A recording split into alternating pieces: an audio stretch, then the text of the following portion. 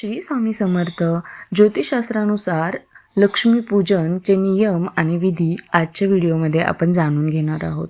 Number 1, सायंकाळी स्नान करून नवे वस्त्र परिधान करावे. नंबर 2, कपाळाला गंध लावून उत्तरेकडे मुख करून पूजा करावी. नंबर 3, एक चौरंग घेऊन त्यावर लाल कापड घालावं. नंबर 4, अक्षतांचं स्वस्तिक काढून त्यावर कलश ठेवावा. नंबर 5, त्यावर नारळ ठेवून आंब्याची पानं देखील घालून घ्यायची आहेत. फुलांची आरस करावी आणि बाजूला रांगोळी देखील काढावी. नंबर 6, कलशात पाणी घालून गंध लावावा. त्याच्या डाव्या बाजूला हळदीने कमळ काढून त्यावर लक्ष्मीची मूर्ती, उजव्या बाजूला तांदळावर गणपतीची मूर्ती ठेवावी.